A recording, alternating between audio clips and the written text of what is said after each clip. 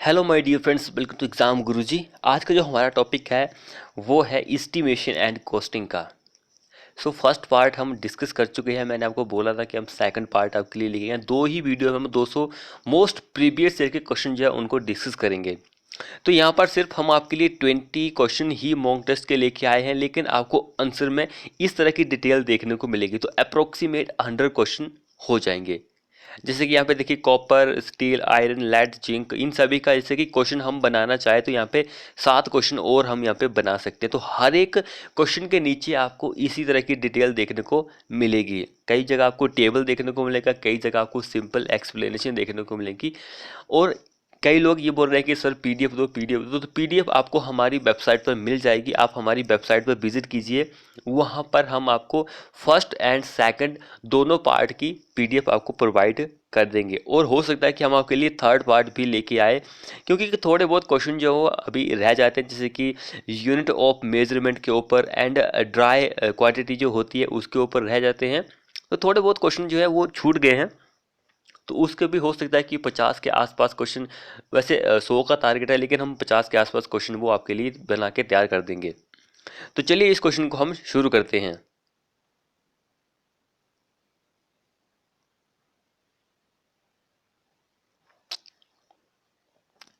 तो देखिए first question क्या बोल रहा है यहाँ पर, the process of evaluating cost of construction of A project is called. The process of evaluating cost of किसी कंस्ट्रक्शन प्रोजेक्ट की अगर हमें कॉस्ट जो है उसको इवेल्युएट करना है तो उस प्रोसेस को हम क्या बोलते हैं? एस्टिमेशन, वैल्यूएशन, शेड्यूल रेट या फिर ऑल ऑफ एबव, क्या हम उसको बोलेंगे? वेरी वेरी इंपॉर्टेंट क्वेश्चन है ये। तो उसको हम बोलते हैं एस्टिमेशन।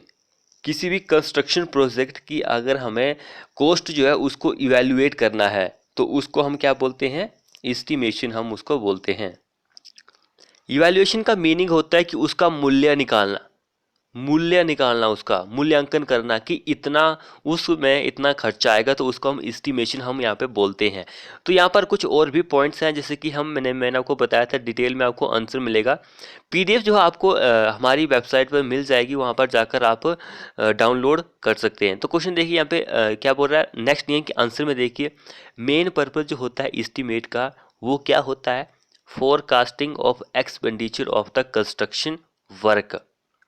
निर्माण कार्य पर होने वाले व्यय का पुनर्नुमान लगाना, यानी कि कितना खर्चा आएगा उसका एक पहले से अनुमान लगाना, वही मेन पर्पज होता है एस्टीमेट का। अब देखिए एक्यूरेट एस्टीमेट एंड यहाँ पे विश्वसनीय एस्टीमेट, आपको पता ही है, मैंने डिटेल एस्टीमेट ही होता है। यहाँ पे विश्वसनीय के बारे में मैंने पिछली वीडियो में बताया था, लेकिन एक्यूरेट नहीं बताया था कि एक्यूरेट कौन सा होता है। तो डिटेल एंड ये विश्वसनीय जो होता है ये डिटेल एस्टीमेट ही होता है। उसके बाद ये तो हमने क्वेश्चन डिस्कस किया, तो process of evaluating cost of construction project, उसको हम एस्टीमेट ही बोलते हैं। नेक्स्ट वन क्वेश्चन देखिए, cost of the work. Cost किसी काम की कोई मूल्य at the completion of the construction work is called. अगर हमारा कोई काम है वो पूरा हो चुका है तो कोई कॉस्ट जो होती है, पूरी कॉस्ट जो होती है उस काम की, उसको हम क्या बोलते हैं? वेरी वेरी इंपॉर्टेंट क्वेश्चन है ये। तो उसको हम बोलते हैं एक्चुअल कॉस्ट। एक्चुअल कॉस्ट हम उसको बोलते हैं। अगर हमारा काम पूरा हो गया तो उस कॉस्ट को हम एक्चुअल कॉस्ट बोलते हैं। तो थोड़े से पॉइंट हम नीचे भी देख लेते हैं, नीचे पॉइंट्स क्या क्या बोल रहे हैं एक्चुअल में। तो नीचे वाले पॉइंट देखिए, द फर्स्ट स्टेज जो होती है construction is initiation of the proposal and method of estimation are detail and preliminary estimate. तो यहाँ पे देखिए जो फर्स्ट स्टेज होती है किसी की कंस्ट्रक्शन वर्क की, वो क्या होती है कि हमें कोई भी काम है, यानी कि कोई काम दिया गया, कोई प्रपोजल दिया गया, उसकी शुरुआत करना किसी प्रपोजल की फर्स्ट स्टेज यही होती है। एंड यहाँ पे कुछ और भी पूछा गया कि मेथड ऑफ एस्टिमेशन। तो कौन कौन से मेथड है एस्टिमेट करने के? डिटेल एंड प्रीलिमिनरी एस्टिमेट, ये दो ही मेथड होते हैं। नेक्स्ट यहाँ पे ये आंसर दिया गया है कि ये क्वेश्चन क्या बोल रहा था। अगला क्वेश्चन देखिए, plinth area as compare to floor area is more than. Plinth area जो होता है, जब भी हम उसको फ्लोर एरिया से कंपेयर करते हैं तो वो क्या होता है? प्लिंथ एरिया जो होता है वो 30 से लेकर 40% होता है फ्लोर एरिया के। इस पॉइंट को आप याद रखिए। तो 30 से 40%, 40% इस क्वेश्चन में हमारा आंसर हो जाएगा। जो प्लिंथ एरिया एस्टिमेट होता है वो लीस्ट एक्यूरेट होता है, लीस्ट एक्यूरेट होता है। अगर हमें क्यूबिक यानी कि वॉल्यूम जो होती है किसी बिल्डिंग की वो कैलकुलेट करनी होती है तो वो हम क्यूबिक रेट जो होता है, क्यूबिक रेट एस्टिमेट जो होता है उससे आप निकाल सकते हैं। एंड एक क्यूबिक रेट एस्टिमेट जो होता है ये मोर एक्यूरेट होता है। इस पॉइंट को आप याद रखिए, क्यूबिक रेट एस्टिमेट जो होता है वो मोर एक्यूरेट होता है किससे? प्लिंथ एरिया एस्टिमेट से। इस पॉइंट को भी आप याद रखिए। अगला क्वेश्चन देखिए, टोटल एरिया जो होता है फ्लोर का किसके बिटवीन? वॉल के between is known as total area of floor. Total area of floor between the walls. ये हमारी दीवारें हैं, उसके बीच में ये जो फ्लोर का एरिया है उसको नाउ क्या हम बोलते हैं? फ्लोर एरिया ही हम उसको बोलेंगे। ज़्यादा कंफ्यूज होने की यहाँ पर ज़रूरत भी नहीं है। तो कई बार आपसे पूछा जा सकता है कि फ्लोर एरिया जो होता है वो given by plinth area minus area enclose by wall. जो प्लिंथ एरिया होता है उसमें हम माइनस करते हैं जो एरिया दीवारों से घिरा हुआ होता है उसको, तो हमारा फ्लोर एरिया आ जाता है। यहाँ पे मैंने आपको डिटेल भी लेके आया हूँ। फ्लोर एरिया जो होता है वो प्लिंथ एरिया माइनस हम करते हैं जो एरिया दीवार से घिरा हुआ होता है उसको, तो हमारा फ्लोर एरिया आ जाता है। एंड फ्लोर एरिया रेशियो जो होता है, एग्जाम में ये क्वेश्चन कई बार पूछा गया है। Floor area ratio total floor area of all floor, जितने भी फ्लोर होते हैं उन सभी का total area divide by area of plot. तो हमारे पास फ्लोर एरिया रेशियो आ जाता है। मल्टीप्लाई कई बार हम 100 करते हैं, कई बार नहीं करते हैं क्योंकि ऑप्शन में वो नहीं दिया होता है, लेकिन 100 आपको परसेंटेज में निकालना तो 100 आपको करना ही पड़ेगा। फ्लोर एरिया रेशियो जो होता है वो हम कितना लेते हैं किसी रहने वाली बिल्डिंग के लिए? 140 से लेकर 200%। इस पॉइंट को भी आप याद रखिए। ये तो हमने डिस्कस किया है, लेकिन इसको discuss, open area courtyard and balconies are not included in floor area during valuation. जब भी हम वैल्यूएशन करते हैं तो हम इन सभी को ऐड नहीं करते हैं फ्लोर एरिया में। ओपन एरिया हो गया, खुला कोई है, कोर्ट यार्ड, बालकनीज वगैरह जो कि उसको हम इंक्लूड नहीं करते हैं फ्लोर एरिया में। And carpet area is equal to, carpet area के बारे में भी एग्जाम में क्वेश्चन पूछा गया। Carpet area is equal to total floor area minus circulation area. Carpet area जो होता है, जितना भी फ्लोर का एरिया आपके घर में, उसको हम माइनस करेंगे सर्कुलेशन एरिया।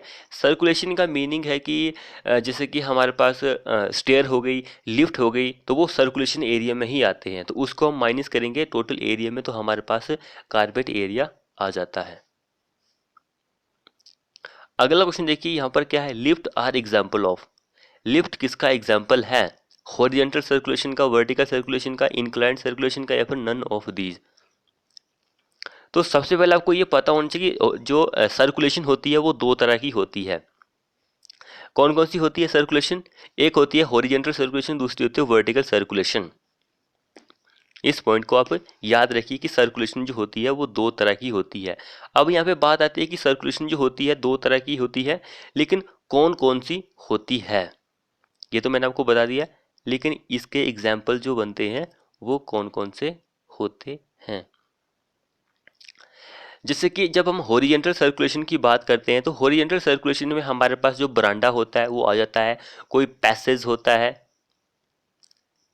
कॉरिडोर होता है, वो सब हमारे हॉरिजॉन्टल सर्कुलेशन में आते हैं। एंड वर्टिकल में हमारी लिफ्ट जो होती है वो आ जाती है। यानी कि इस क्वेश्चन का आंसर बी, इस क्वेश्चन का आंसर हो जाएगा। अब यहाँ पे बात आती है कि कोई हमारे पास बिल्डिंग है, किसी बिल्डिंग में जो हॉरिजॉन्टल सर्कुलेशन का एरिया जो होता है वो 10 से लेकर 15% होता है किसी भी प्लिंथ एरिया के, उस बिल्डिंग के प्लिंथ एरिया से। एंड जो वर्टिकल सर्कुलेशन होता है वो 4 से 5% होता है ऑफ प्लिंथ एरिया। हमारे पास कोई बिल्डिंग है, मान के चलो, उसमें हमें अगर वर्टिकल सर्कुलेशन निकालना है कि वर्टिकल सर्कुलेशन जो है उसका परसेंटेज कितना है, उसका एरिया कितना है, तो हम क्या करेंगे, 4 से 5% ऑफ प्लिंथ एरिया हम ले लेंगे, तो उसका वर्टिकल सर्कुलेशन आ जाएगा। हॉरिजॉन्टल सर्कुलेशन के लिए 10 से 15% होता है। यहाँ पर एक डेफिनेशन देख सकते हैं आप सर्कुलेशन के बारे में। Floor area of verandah, passage, corridor etcetera of any building and which are used for movement will be called as circulation area. जो मूवमेंट के लिए होती है उसको हम सर्कुलेशन एरिया बोलते हैं। दो तरह के होते हैं, horizontal, vertical. And building horizontal circulation area जो होता है 10 से 15% होता है प्लिंथ एरिया के, एंड 4 से 5% क्या होता है, प्लिंथ एरिया होता है वर्टिकल सर्कुलेशन के।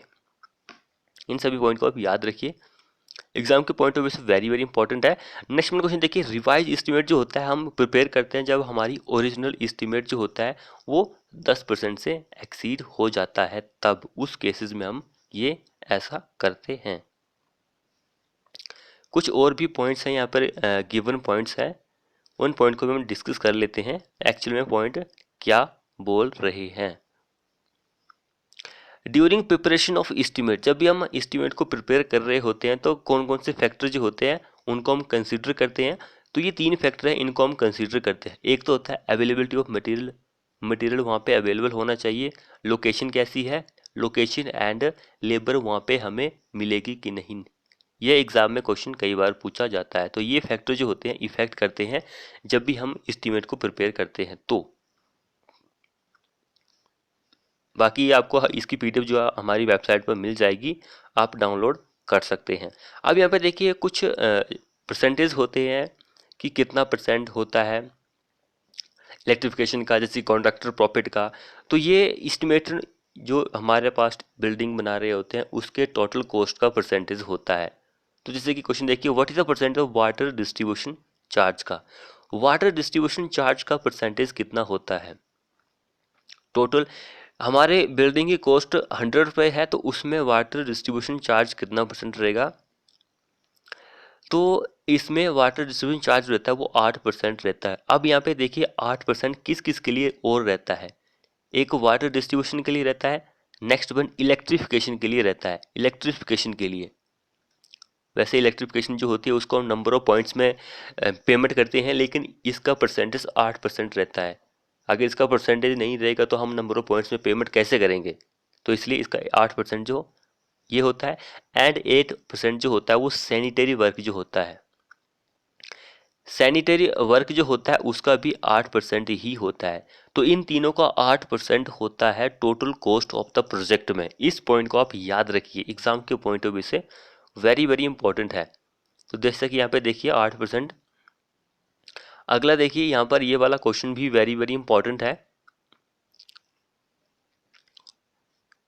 क्वेश्चन क्या बोल रहा है, what is the percentage of bond.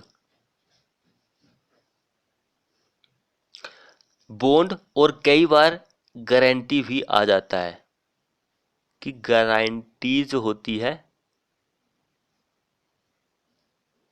उसका परसेंटेज कितना, बॉन्ड या फिर गारंटी, उसका परसेंट कितना होता है, वो होता है 10%। बॉन्ड एंड गारंटी 10% पूरे एस्टिमेट एंड कॉस्ट में इसका परसेंटेज होता है।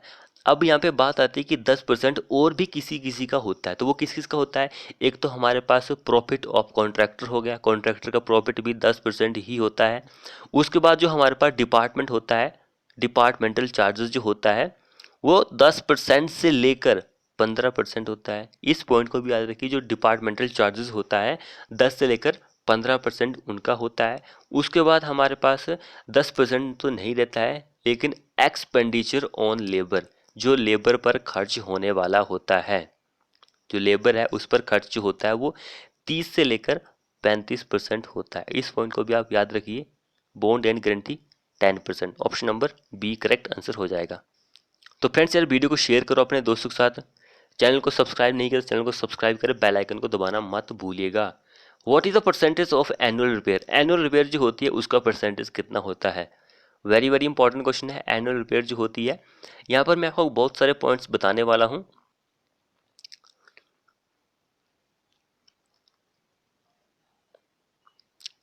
तो यहाँ पर वाटर चार्ज इस्टेब्लिशमेंट, पीछे हमने क्या डिस्कस किया था कि वाटर चार्ज डिस्ट्रीब्यूशन वर्क के बारे में डिस्कस किया था कि उसका परसेंटेज 8% रहता है। वाटर डिस्ट्रीब्यूशन के बाद कि हमने पानी जो है वो डिस्ट्रीब्यूट करना है तो, लेकिन यहाँ में वाटर चार्ज इस्टेब्लिश करना है, उसका परसेंटेज 1.5 से लेकर 2% होता है। वाटर चार्ज इस्टेब्लिशमेंट 1.5 से 2% होता है। टूल्स एंड प्लांट का भी देख लीजिए आप, 1 से लेकर 1.5% होता है। एनुअल रिपेयर जो होता है वो 1.5% होता है। एंड हमारे पास एक और आता है अर्नेस्ट मनी। अर्नेस्ट मनी जो होता है उसका भी 2% ही रहता है। तो इस क्वेश्चन का आंसर बी हो जाएगा। वैसे मैं आपके लिए पॉइंट भी लेके आया हूँ यहाँ पर, तो इसको देखिए यहाँ पे वाटर चार्ज इस्टेब्लिश करना है हमें, डिस्ट्रीब्यूशन नहीं करना है। वाटर डिस्ट्रीब्यूशन वर्क जो होता है उसके लिए 8% होता है। इस पॉइंट को मैंने फर्स्ट ही क्लियर कर दिया था। लेकिन वाटर चार्ज इस्टेब्लिशमेंट के लिए 1.5%, टूल एंड प्लांट के लिए 1 से लेकर 1.5%, वाटर चार्ज के लिए 1.5%, एनुअल रिपेयर के लिए भी 1.5%, earnest money 2% and contingency charge जो होता है 3 से 5% इसका बन जाता है। फ्रेंड्स, वीडियो को शेयर करें अपने दोस्तों के साथ फटाफट से। नेक्स्ट वन क्वेश्चन देखिए। अब ये वाला क्वेश्चन वेरी वेरी इंपॉर्टेंट है। The mathematically accuracy in estimating work for reinforce slab is. इस क्वेश्चन को जो आंसर होगा उसका चाहे आप स्क्रीनशॉट ले लीजिए या फिर वीडियो को बिल्कुल अच्छे तरीके से देखिए, क्योंकि इसका मैं टेबल आपको अपनी वेबसाइट पे या फिर पीडीएफ में आपको देखने को नहीं मिलेगा। तो हमसे क्या पूछा गया है, मैथमेटिकली एक्यूरेंसी जो होती है एस्टिमेटिंग वर्क में रेनफोर्स स्लैब के लिए वो कितनी होती है। तो यहाँ पर आप टेबल देख सकते हैं। मैं टेबल लेके आया हूँ आपके लिए, पूरा ही टेबल उठा के लेके आया। बहुत टाइम लगा इस टेबल को बनाने में। यहाँ पे देखिए आइटम है, यहाँ पे मेजरमेंट में एक्यूरेंसी जो होती है, वुड वर्क की अगर हम बात करते हैं तो वो 0.002 मीटर। स्टील वर्क की बात करते हैं तो 0.001 मीटर। रेनफोर्स स्लैब और रेनफोर्स बार की अगर हम बात करें तो वो 0.005 मीटर। ये इस क्वेश्चन का आंसर हो जाएगा। रेनफोर्स स्लैब के लिए पूछा गया था। एंड एरिया जो होता है उसके लिए 0.1 स्क्वायर मीटर।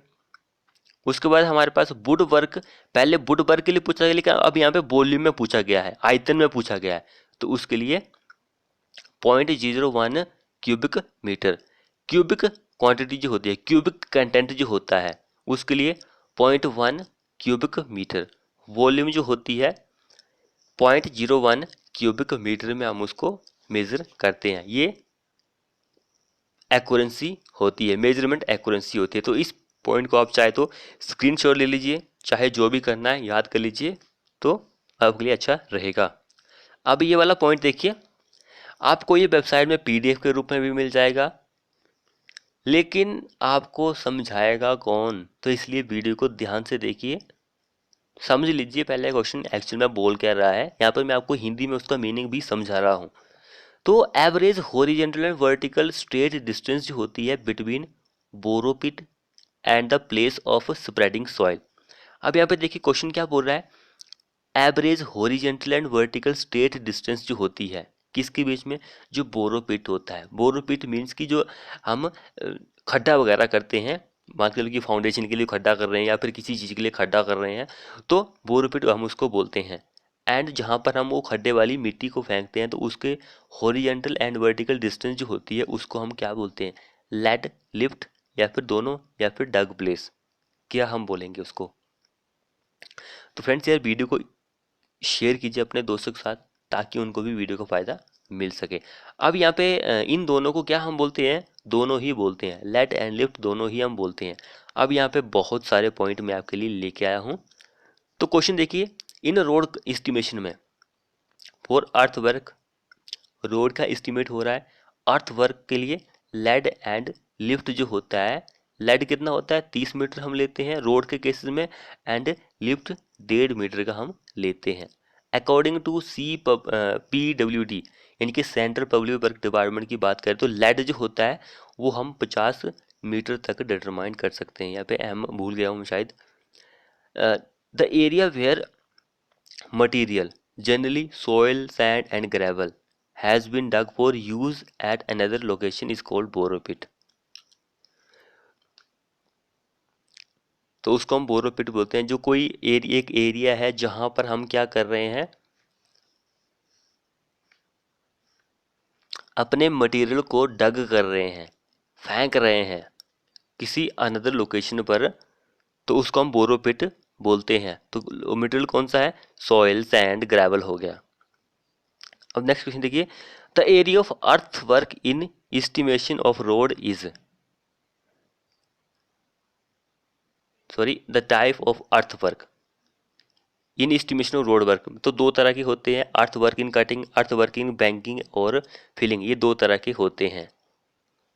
अब ये वाला तो हमने डिस्कस कर लिया कि एवरेज डिस्टेंस जो होती है बोरोपिट एंड प्लेस ऑफ स्प्रेडिंग, वो दोनों ही होते हैं।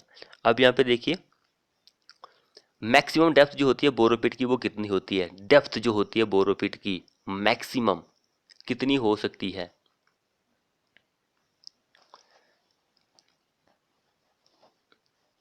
अब यहाँ पे देखिए हॉरिजेंटल डिस्टेंस भी हो सकती है, हॉरिजेंटल डिस्टेंस भी हो सकती है दो बोरोपिट के बीच में। दो बोरोपिट है उनके बीच में जो हॉरिजेंटल डिस्टेंस होती है वो 15 मीटर की होती है। इस पॉइंट को आप याद रखिए। एंड बोरोपिट जो होता है उसका एक और नाम है, वो क्या है, सैंड बॉक्स। बोरोपिट का दूसरा नाम है सैंड बॉक्स। हॉरिजेंटल डिस्टेंस क्या होती है दो बोरोपिट के बीच में, 15 मीटर की होती है, इस पॉइंट को भी याद रखिए। एंड मैक्सिमम डेप्थ जो होती है वो 30 से लेकर 60 सेंटीमीटर होती है। यानी कि यहाँ पर हमारा जो आंसर हो जाएगा नियर बाय ऑप्शन जो है वो 50 मीटर, बीच में आ रहा है 50 सेंटीमीटर, ये करेक्ट आंसर होगा। 30 से 60 सेंटीमीटर उसकी डेप्थ होती है। ये सारे पॉइंट मैंने आपको बता दिए हैं, इन सभी पॉइंट को आप याद रखिए। नेक्स्ट देखिए अप्रोक्सीमेट कॉस्ट जो होती है लेबर की as the percentage of total cost of the building is, तो वो 25% होती है। अगर कुछ क्वेश्चन की डिटेल नीचे छूट जाती है तो आप उसको हमारी वेबसाइट पर जाकर देख सकते हैं, मैं नीचे लिंक भी दे दूंगा। The thickness of the joint is kept in reinforced brick work is, जो जॉइंट हम प्रोवाइड करते हैं कहाँ पर, रेनफोर्स ब्रिक वर्क में, उसकी थिकनेस कितनी होती है, तो उसकी थिकनेस जो होती है 3 सेंटीमीटर होती है, यानी कि 30 mm। अब नीचे जो पॉइंट लेके आया उन पॉइंट सारे पॉइंट्स को आप याद रखिए। Percentage of voids in dry aggregate, जो सूखा एग्रीगेट होता है उसमें वॉइड का परसेंटेज 40 से 50 होता है, सीमेंट में 40% होता है। एंड जो रेशियो हम जो होता है ऑफ मोटार का जो fill up the joint in reinforced brick work में, वो 1:3 रेशियो होता है। And number of bricks are taken for 1 cubic metre RB work के लिए, आरबी वर्क जो होता है उसके लिए 420 ईंटें लगती है, लेकिन अगर ब्रिक वर्क की बात आती है तो उसके लिए 500 नंबर ऑफ ब्रिक लगती है। आरबी के लिए आप याद रखिए 420 लगती है। एंड ये तो हमने डिस्कस कर ही लिया अभी। ये वाला क्वेश्चन वेरी वेरी इंपॉर्टेंट है।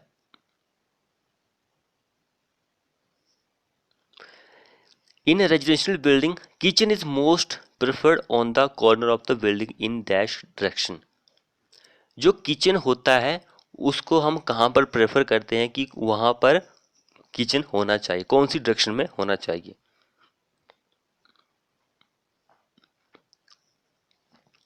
तो किचन के लिए जो हम प्रेफर करते हैं वो होता है साउथ ईस्ट किचन के लिए। अगर हम बेडरूम की बात करें तो बेडरूम जो होता है वो नॉर्थ वेस्ट में होता है एंड साउथ वेस्ट में प्रेफर, दोनों ही जगह हम प्रेफर करते हैं। क्योंकि यहाँ पर प्रेफर करने का यही मीनिंग होता है कि जो समर होता है उसके टाइम आपको ठंडी ठंडी हवाएं मिल सके, इसलिए north west and south west में हम जो बेडरूम होता है उसको प्रेफर करते हैं, लेकिन किचन को साउथ ईस्ट में ही प्रेफर करते हैं। सो फ्रेंड्स, वीडियो को शेयर कीजिए अपने दोस्तों के साथ।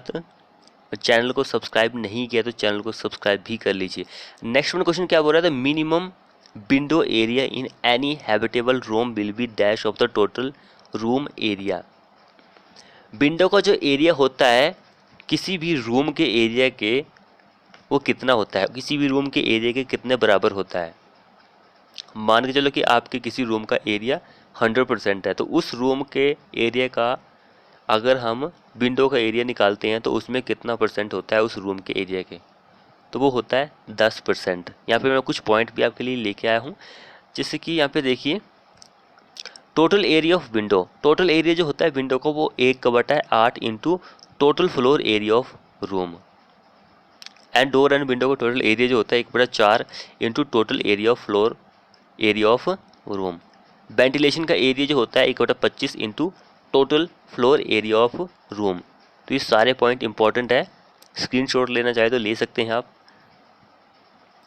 अब ये वाला क्वेश्चन भी वेरी वेरी इंपॉर्टेंट है, the value of property which can be receive at the particular point if it is kept for sale. Sale की बात आती है तो हमारा आंसर मार्केट वैल्यू ही करेक्ट आंसर हो जाएगा। यहाँ पर कुछ पॉइंट हैं, यहाँ पर आप चाहे तो इसको स्क्रीनशॉट भी ले सकते हैं। सारे दिए गए, मार्केट वैल्यू क्या होती है, बुक वैल्यू क्या होती है, सर्कुलेशन वैल्यू क्या होती है एंड कैपिटलाइज वैल्यू क्या होती है। पांचों क्वेश्चन है, इस पॉइंट को आप देख लीजिए। नेक्स्ट देखिए सलवेल वैल्यू जो होती है वो तो हमने पिछले वीडियो में डिस्कस कर लिया था। सलवेज वैल्यू जो होती है वो पॉजिटिव और नेगेटिव दोनों ही हो सकती है। अब यहाँ पे इसकी डेफिनेशन भी है, ये तो हम पिछले वीडियो में डिस्कस कर चुके हैं। नेक्स्ट देखिए जो थिकनेस होती है बाइंडिंग वायर की यूजली टेकन एज, थिकनेस जो होती है बाइंडिंग वायर की वो हम कितनी लेते हैं। वेरी वेरी इंपॉर्टेंट क्वेश्चन है ये।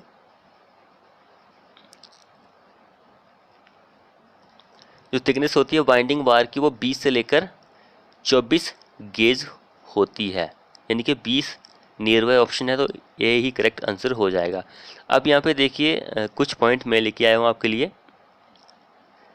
Purpose of binding bar bending schedule जो होता है उसका क्या पर्पज होता है, उसका यही पर्पज होता है कि हमें क्या फाइंड आउट करना होता है, क्वांटिटी ऑफ बार की कितनी बार्स यूज होंगी।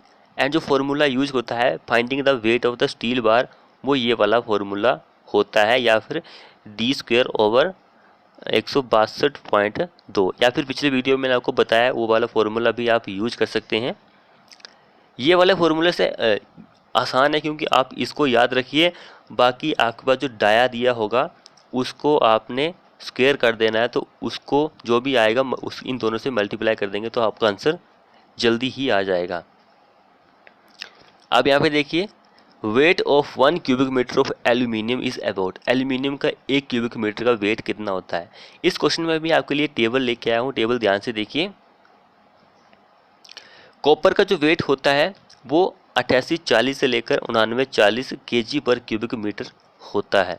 उस तरह स्टील का आपको पता है, माइल स्टील के 7850 kg पर क्यूबिक मीटर। आयरन का भी देख लीजिए, लेड का भी देख लीजिए, जिंक ये है, एल्यूमिनियम का ये वाला होगा, टीन का ये वाला था। तो फ्रेंड्स वीडियो को शेयर कीजिए अपने दोस्तों के साथ, और चैनल को सब्सक्राइब नहीं किया है तो चैनल को सब्सक्राइब करें ताकि आपको इसी तरह की लेटेस्ट वीडियो मिलती रहे। थैंक यू फ्रेंड ये वीडियो देखने के लिए।